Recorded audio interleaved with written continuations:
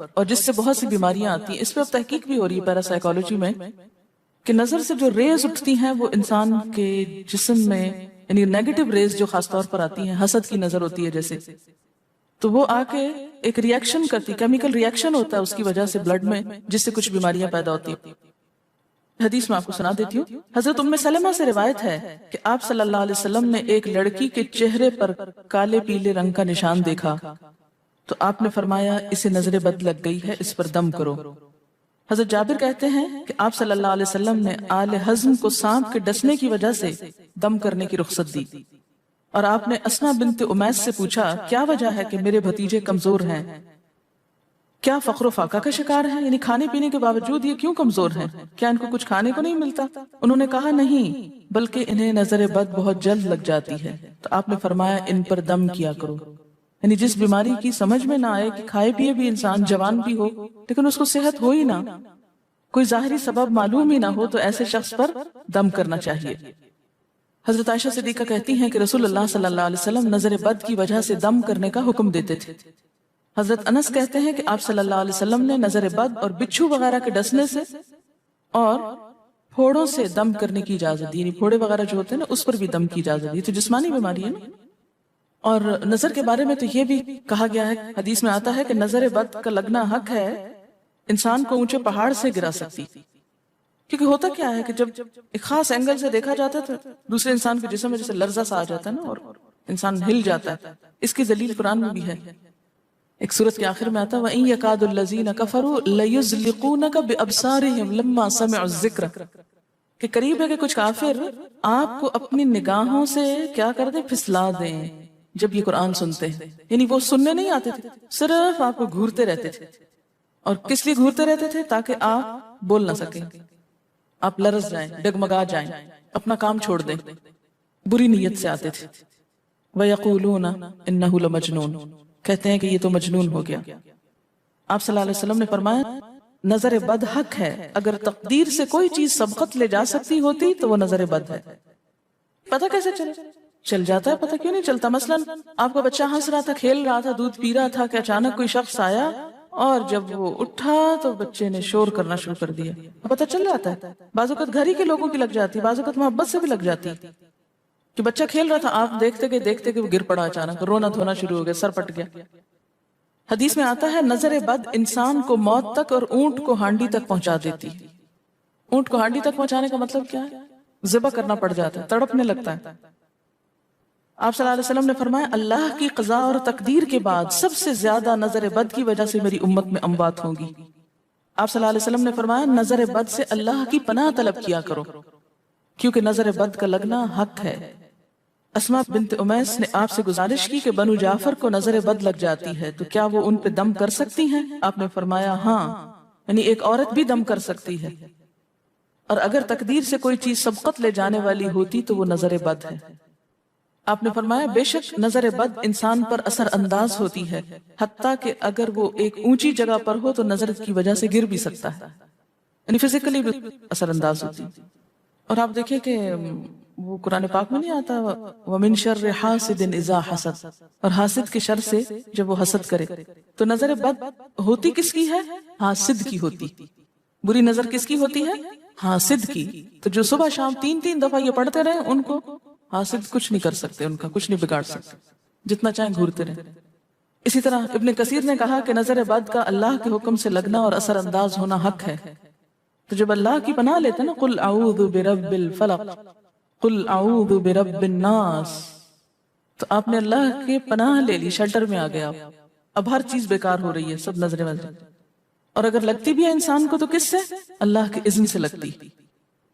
حافظ ابن حجر کہتے ہیں کہ نظر بد کی حقیقت کچھ یوں ہے کہ ایک خبیث الطبع انسان اپنی حاسدانہ نظر جس شخص پر ڈالے تو اسے نقصان پہنچے.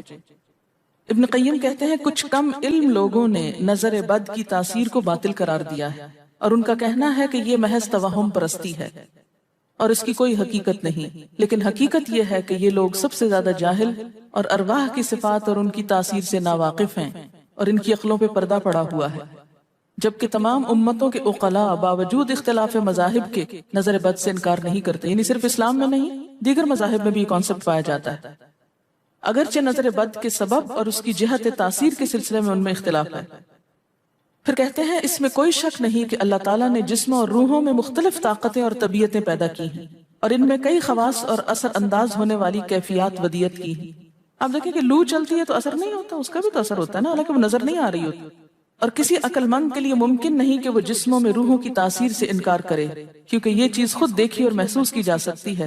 اور آپ دیکھ سکتے ہیں کہ ایک شخص کا چہرہ اس وقت انتہائی سرخ ہو جاتا ہے جب اس کی طرف وہ انسان دیکھتا ہے جس کا وہ احترام کرتا ہے، اور اس سے شرماتا ہو، اور اس وقت پیلا پڑ جاتا ہے جب اس کی طرف ایک ایسا آدمی دیکھتا ہے جس سے وہ ڈرتا ہو، یعنی جس سے آپ ڈرتے ہیں وہ آپ کو دیکھے تو آپ کا رنگ پیلا ہو جاتا ہے۔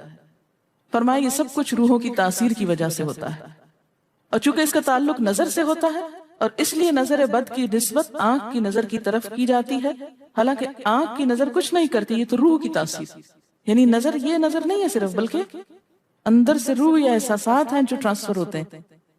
آپ دیکھیں کہ محبت کی نظر کیا اثر نہیں کرتی؟ کرتی ہے نا۔ اسی طرح نفرت کی، غصے کی، اور آپ کے چھوٹے بچے خاص طور پہ نظروں کو بہت پہچانتے ہیں۔ آپ نے دیکھا ہوگا کہ بچے کچھ لوگوں کے پاس فوراً چلے جاتے ہیں اور کچھ لوگوں کے پاس نہیں جاتے۔ بچوں کی مثال اس لیے دے رہی ہوں کہ وہ معصوم ہوتے ہیں نا، ان کو کسی نے سکھایا پڑھایا نہیں ہوتا کہ ادھر جاؤ اور ادھر نہ جاؤ، اور اگر آپ سکھائیں پڑھائیں بھی تو پھر بھی وہ اپنی مرضی کرتے ہیں، آپ کی نہیں مانتے، تو وہ ایک طرح سے بہترین جج ہوتے ہیں۔ بعض لوگوں کو دیکھ کے بچے رونے لگتے ہیں، بعض کو دیکھ کے مسکرانے لگتے ہیں۔ یہ ایسا کیوں ہوتا ہے؟ اچھا، اسی طرح اگر کوئی شخص کانسٹنٹلی آپ کو دیکھ رہا تو آپ کانشیس ہو جاتے ہیں، آپ ٹھہر نہیں سکتے۔ اسی طرح اگر کوئی سٹیئر کر رہا ہو تو اس کی نظروں سے بعض اوقات خوف بھی آنے لگتا ہے۔ اللہ نے کیسی کیسی طاقتیں انسان کو دی ہیں، سلطان النصیرہ۔ اچھا، پھر لکھتے ہیں کہ روحیں اپنی طبیعتوں، طاقتوں اور کیفیتوں اور اپنے خواص کے اعتبار سے مختلف ہوتی، سو حسد کرنے والے انسان کی روح واضح طور پر اس شخص کو اذیت پہنچاتی ہے جس سے حسد کیا جاتا ہے۔ ویسے بھی تو آپ دیکھیں نا، وہ رویے ایک دم آپ پہچان لیتے ہیں۔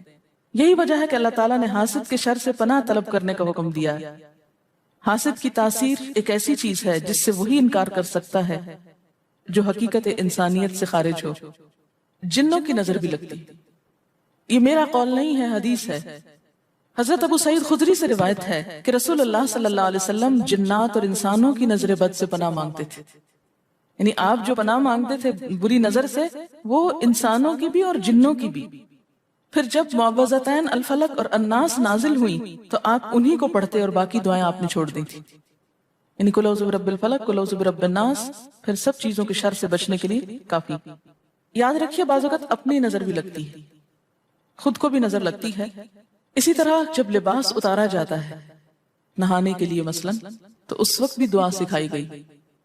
بسم اللہ پڑھنی چاہیے، بیسیکلی بسم اللہ پڑھ کر اتارنے چاہیے، اور اس کے علاوہ اعوذ بکلمات اللہ التامات من شر ما خلق بھی پڑھ سکتے ہیں۔ آپ کو معلوم ہے کہ ٹوائلٹ میں جانے سے پہلے بھی دعا سکھائی گئی، کیونکہ جنات کے ٹھکانے گندی جگہوں پر ہوتے ہیں۔